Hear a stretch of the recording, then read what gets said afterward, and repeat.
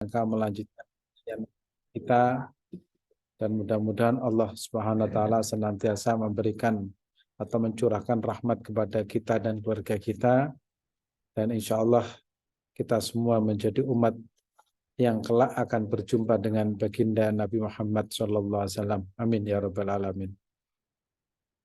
Langsung to the point ya. Kita mulai dengan baca Bismillahirrahmanirrahim. Qala al-mu'allif rahimallah wa nafa'ana bihi wa bi ulumihi fid dharaini amin. Pada pertemuan yang kemarin kita membahas ya, ada wa khaslatani la syai'a ahbathu minha asyirku billahi wa dhurru bil muslimin. Tidak ada perkara yang lebih buruk ya dari keduanya, yaitu menyekutukan Allah dan memberikan mudarat kepada sesama umat Islam.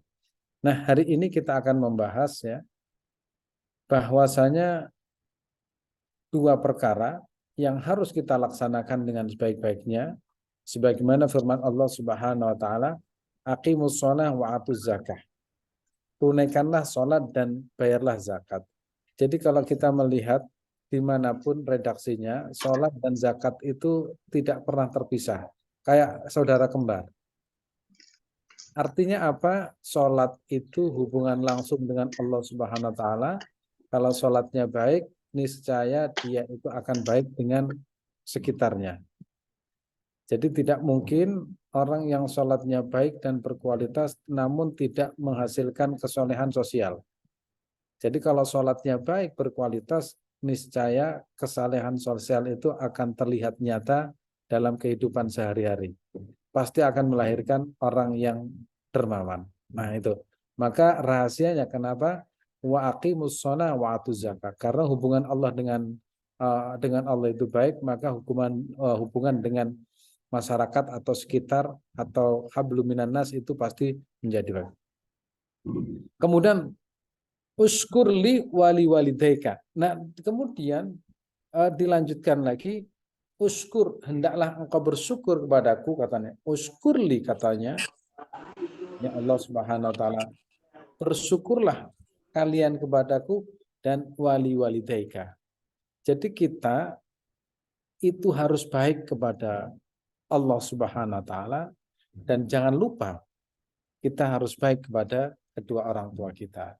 Sehebat apapun manusia, ya, sehebat apapun manusia, sebaik apapun manusia kepada Allah Subhanahu wa taala, tapi kalau dia tidak baik kepada orang tuanya, kedua orang tuanya, dia itu tidak dikatakan baik kepada Allah Subhanahu wa taala. Sehingga dalam beberapa riwayat itu diceritakan ya, bahwasanya ridha Allah itu terletak pada ridha kedua orang tua dan ridha ridallahi fi ridhal walidaini dan wasubtullahi fi subtil walidain. Kalau Allah ridha, insya Allah orang tua kita ridha. Kalau orang tua kita tidak ridha, maka Allah juga tidak ridha. Sehingga kalau kita mau melangkah sesuatu, hendaknya izin kepada kedua orang tua kita agar Allah itu ridha. Nah, kemudian penjelasan yang lain.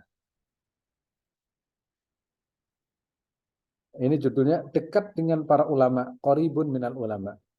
Bismillahirrahmanirrahim. Qala alaihi salatu wassalam, alaikum bimujalasatil ulama wastima'i kalamil hukama fa innallaha ta'ala yuhyil qalba al-mayta binuril hikmah kama yuhyil arda al-maytata bima'il matar. Alaikum, wajib kepada kalian semua, bimujalasatil ulama, yaitu berdekatan, duduk atau bergaul dengan para ulama, wastima'i kalamil hukama, dan mendengarkan ucapan para hukama, orang-orang bijak, orang-orang soleh, para kekasih-kasih Allah Subhanahu wa taala. Fa innallaha, maka sesungguhnya Allah taala, yuhyil qalba, menghidupkan hati, al-mayyita, yang mati.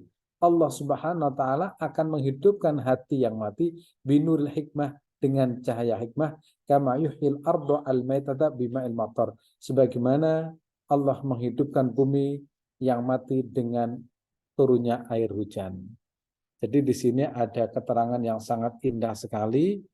Kita ini dianjurkan agar supaya bergumul dengan para ulama. Ulama Ya, yang pernah kita sampaikan, ulama siapa itu?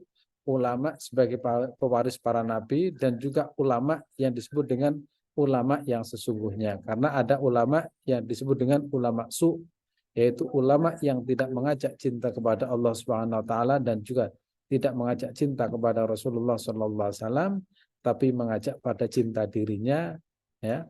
Itu namanya ulama su. Tapi kalau ulama yang sesungguhnya, pasti dia itu mengajak pada cinta kepada Allah dan cinta Rasulullah SAW. Kalau kita dekat dengan mereka, memandang wajah para ulama saja, itu kadang itu menjadikan hati itu tenang dan bahagia. Karena di situ ada aura, ya, aura yang mencerahkan, aura yang meneduhkan, karena wajahnya itu insya Allah wajah penuh dengan kedamaian dan ketentraman. Sehingga saya pribadi itu kalau ke mana ke Jember atau kemanapun itu biasanya datang kepada guru, bersalaman saja itu rasanya bahagia. Karena guru itu ada 3. Guru pertama yaitu guru yang mengajarkan ilmu pengetahuan. Yang kedua itu guru yang mengajarkan akhlak. Yang ketiga adalah guru yang menuntun kita untuk menjadi kekasih Allah Subhanahu wa taala. Jadi sekali lagi, guru itu ada 3. Pertama, seorang guru yang mengajarkan ilmu. Nah, ilmu ini banyak, ada ilmu agama, ada ilmu tentang pendidikan, ada ilmu tentang ekonomi, ada ilmu yang kita pelajari dari berbagai jenjang pendidikan SD, SMP, SMA sampai perguruan. Ini ilmu, yaitu ilmu yang mengajarkan ilmu pengetahuan. Itu tetap kita muliakan. Yang kedua, ilmu yang mengajarkan tentang budi pekerti, akhlak. Juga harus kita muliakan. Biasanya orang-orang yang soleh, ya, orang-orang bijak itu mengajarkan seperti itu. Yang ketiga adalah guru yang menuntun rohani kita untuk dekat dengan Allah Subhanahu wa taala. Jadi kadang ya seorang guru itu memiliki ketiganya, mengajarkan ilmu, akhlaknya bagus, dan juga menuntun. Ini biasanya level guru seperti ini tinggi, ya, tinggi spiritualnya. Tapi pada umumnya guru itu hanya mengajarkan ilmu. Setelah itu dia tidak mengajarkan akhlak. Ya. Ada juga orang yang tidak begitu punya ilmu tapi akhlaknya bagus. Nah, yang terpenting di sini adalah bagaimana guru itu memiliki 3-tiganya. Ilmunya banyak, manfaat, kedua akhlaknya bagus, antara ilmu dan akhlak itu selaras. Yang ketiga ini, ya, dia itu bisa menuntun seseorang, menuntun muridnya untuk dekat dengan Allah dan dekat dengan baginda Rasulullah Sallallahu Alaihi Wasallam. Maka kita dianjurkan, alaikum, wajib bagi kalian semua, bimujalasatil ulama, duduk atau bergumul dengan para ulama, dan wastima'i kalamil hukama, dan mendengarkan ucapan ahli hikmah. Ya, orang-orang soleh itu kadang ucapannya sederhana tapi masuk dalam hati. Nah, mereka itu adalah orang-orang yang soleh, orang-orang ahli hikmah. Fa innallaha, maka sesungguhnya Allah Ta'ala, ya, sesungguhnya Allah Ta'ala yuhyil qalba al-mayyita, menghidupkan hati yang mati. Nah, hati yang mati itu bisa hidup binuril hikmati, dengan cahaya hikmah. Ya, kama yuhyil arda al-maitata bima'in maqtar, sebagaimana Allah menghidupkan bumi dengan air hujan. Nah, ini. Jadi ucapan ulama itu kadang sederhana tapi bisa menyentuh kalbu yang paling dalam. Karena ucapan yang keluar dari lisannya itu bukan hanya sekedar ucapan, tapi di situ ada, ya, ada kekuatan, ada cahaya yang bersama ucapan itu. Kadang kalimatnya sederhana, tapi kekuatannya luar biasa. Itu yang sering saya sampaikan atau yang kita gambarkan dalam kitab Al-Hikam. Itu kalimat-kalimat sederhana tapi maknanya luar biasa dan bisa masuk ke dalam hati manusia. Itu namanya para al-ulama yang juga menjadi al-hukama. Kemudian ada lagi, ya, dari Imam At-Tabrani dan dari Abu Hanifah. Jalisu al-kubara wasailu al-ulama wa khalitu al-hukama. Hendaklah kalian itu bergaul dengan para pemimpin, ya, bertanyalah kalian kepada para ulama dan bergaulah kalian dengan hukama. Jalisu al-kubara, bergumulah kalian dengan para pemimpin. Wasaidu al-ulama, kalau bertanya tentang masalah hukum, bertanyalah kepada para ulama. Wa khalitu al-hukama, dan juga bergaul dengan para ulama yang ahli hikmah. Kapan hari kita ke Turki ya bersama Ibu Wati juga. Di situ ada yang terkenal namanya Usman Ghazi, ya. Usman Ghazi, kemudian ada Orhan Ghazi dan juga para penakluk kota Bursa. Nah, itu yang penakluk Bursa itu bersumpah begini, kalau saya menang, ya, menaklukkan salah satu pentolan dari Bizantium atau bagian dari Konstantinopel, saya akan membangun Masjid 20. Ternyata betul mampu menaklukkan dan memenangkan pertempuran. Ternyata duit yang dikumpulkan tidak lebih dari cukup. Kuranglah duitnya. Sehingga untuk membangun masjid jumlah 20 tidak mungkin. Akhirnya tetap berkonsultasi kepada gurunya. Berkonsultasi pada ulama. Ulamanya mengatakan nggak apa-apa masjid satu tapi menaranya jumlahnya 20. Nah, itu kan tempat konsultasi. Ya, konsultasi. Karena untuk memutuskan sebuah hukum harus berkonsultasi pada orang yang ahlinya, di mana ahlinya adalah para ulama. Nah, begitu juga Sultan Muhammad Al-Fatih ketika mau menaklukkan Konstantinopel berkonsultasi pada gurunya. Gurunya namanya Syekh Syamsuddin. Ya, Syekh Syamsuddin. Dan itu ternyata hampir semua para umarok, ya, para tokoh-tokoh besar itu mereka punya tempat berteduh ruhaninya untuk bertanya apa yang harus dilakukan. Nah, tetapi rata-rata namanya guru itu tidak muncul, ya. Namanya guru tidak muncul, yang muncul itu muridnya. Muridnya saja seperti itu, apalagi gurunya. Nah, kira-kira begitu. Kemudian jalisu al-qumara wasailu al-ulama wa khalitu al-hukama. Kemudian menurut riwayatnya jalis al-ulama, jalisul ulama wa sahib al-hukama wa khalitil qubara.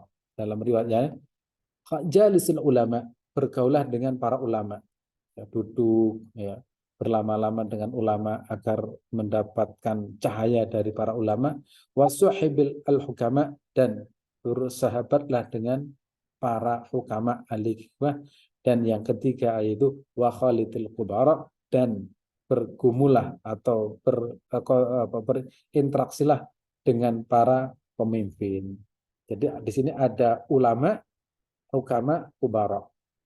Atau dibalik, kubara yaitu para pemimpin, kemudian ulama, dan ketiga adalah hukama. Jadi ada tiga, ya, pemimpin, para ulama, dan juga ahli hikmah.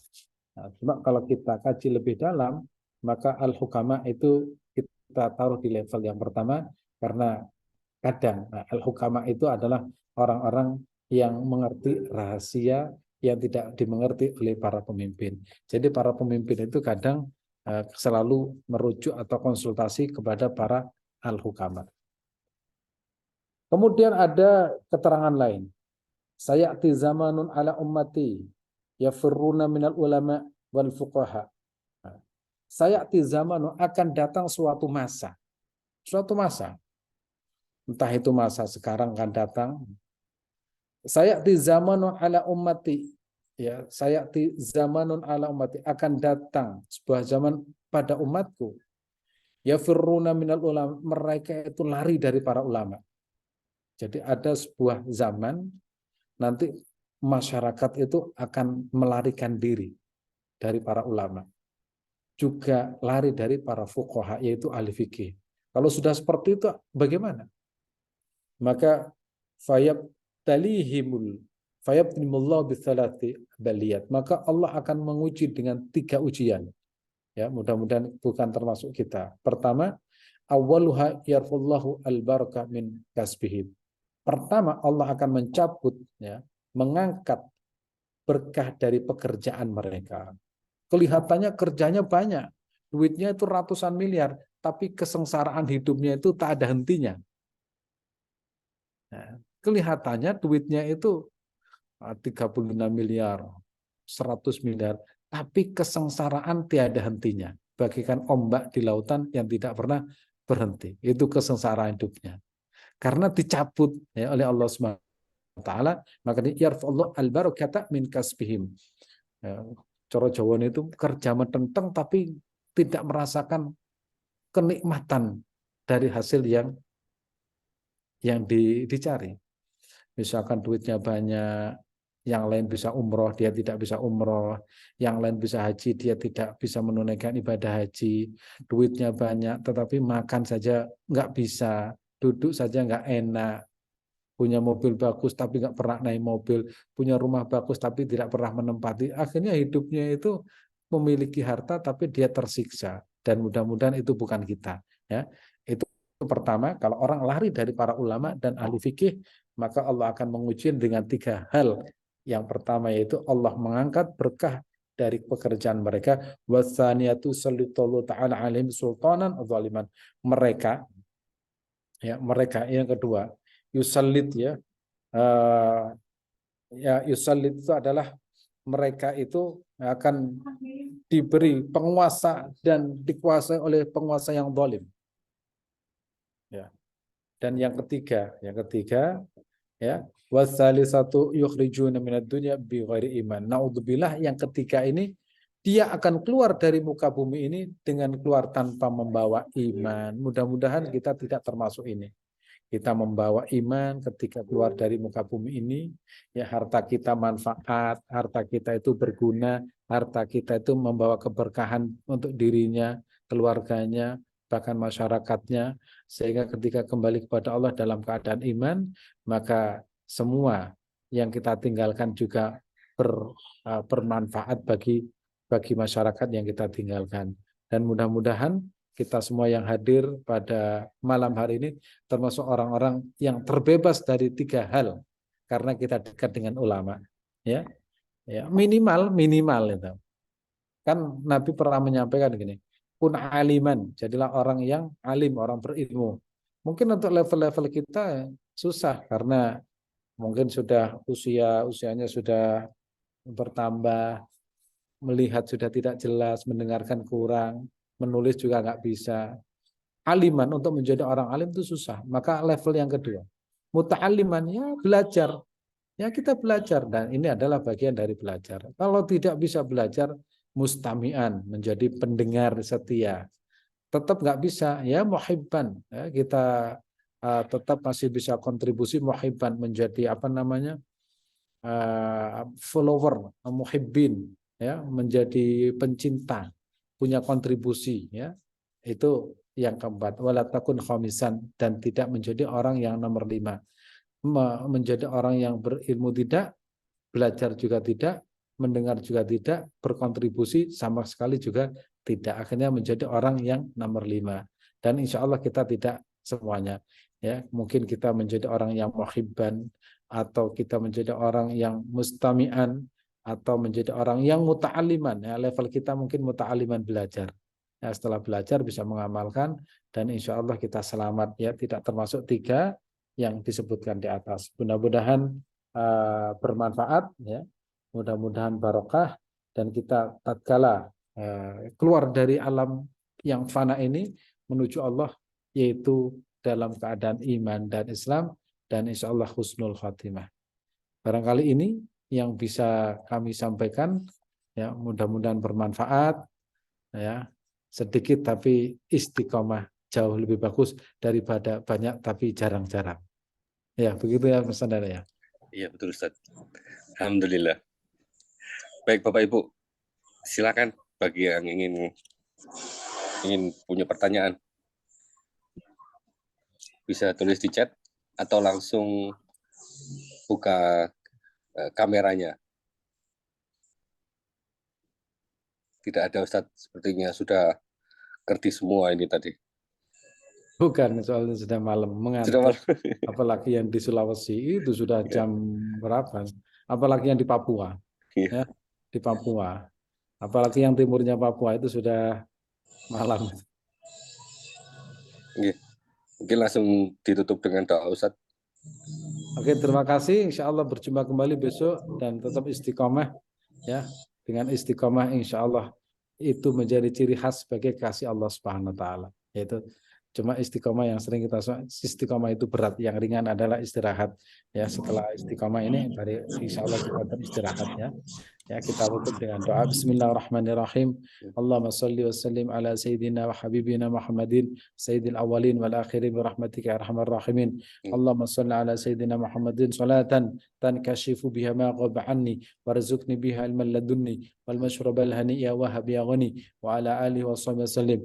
Allahumma salli ala sayyidina Muhammad salatan tuwassu biha alaina al arzaq wa tuhassinu biha lana al akhlaq wa ala alihi wa sahbihi sallim.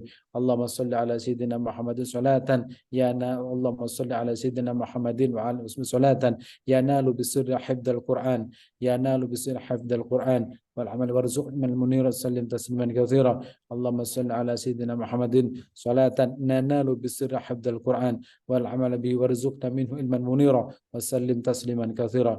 Allahumma salli ala sayyidina Muhammadin salatan tatbina anna ta'na wa ta'un wa sa'iru anwa'i balayaqun. Ya Allah ya man amar bainal kafi wa nun wa ala ali wa sahbihi ajmain. Rabbana taqabbal minna innaka antas samiul alim wa tub alaina innaka antat tawwabur rahim. Subhana rabbika rabbil izzati amma yasifun wa salamun alal mursalin walhamdulillahi rabbil alamin. Al-Fatihah. A'udzu billahi minasy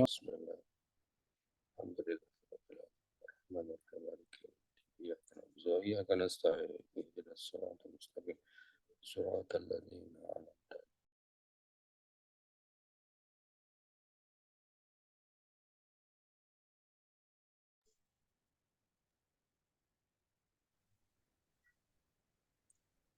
Terima kasih kepada Ibu Lilis, Bu Wati, Bu Ida, ya, kemudian Bu Sumini, Bu Endang, Bu Naning, Mbak Naning, Ustaz, turun Ustaz. Ibu Ari, dan semuanya insya Allah sehat Mohon semua. maaf, off kamera Pak Ustadz, tapi tetap nyimak Pak Ustadz. Ya. Assalamualaikum warahmatullahi wabarakatuh. Waalaikumsalam warahmatullahi wabarakatuh. Assalamualaikum warahmatullahi wabarakatuh. Waalaikumsalam warahmatullahi wabarakatuh. Semua sehat walafiat, selamat istirahat.